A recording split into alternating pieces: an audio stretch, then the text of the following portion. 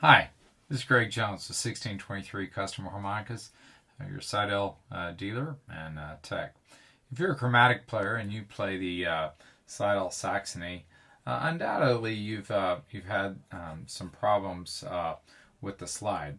And what happens is the slide assembly, mouthpiece assembly on the Saxony is really an airtight, really a high quality mechanism there. But when saliva gets in there, saliva will sort of self-lubricate or lubricate the action. But as that saliva dries, the proteins from our saliva sort of act like an adhesive.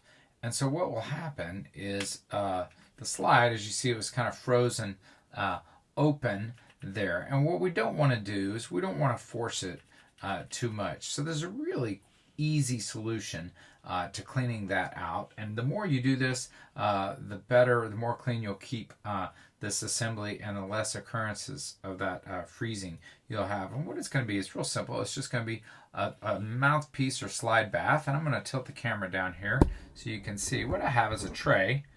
And it's got a little bit of water in it and about a half, 3/4 inch of water.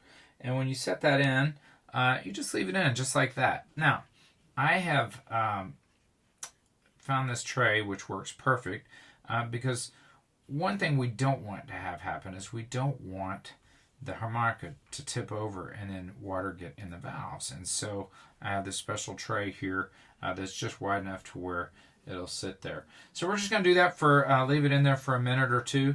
And then when we get done, you can kind of do this a little bit and maybe set it back down and work that slide a little bit more, and that will rinse the saliva off. Of course, the more we do that and the more we do it right after playing, the cleaner things will be. And then when we get done, I use a paper napkin, a paper towel, anything is fine.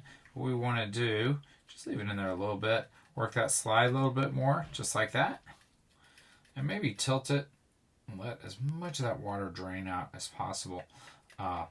And then I want to put it on a napkin. Now it's really important that we let it dry out well, because we do not want water to get into the valves. If water gets into those valves, that's going to cause them to curl and kind of and rise up, and we don't want that. Anyhow, the key to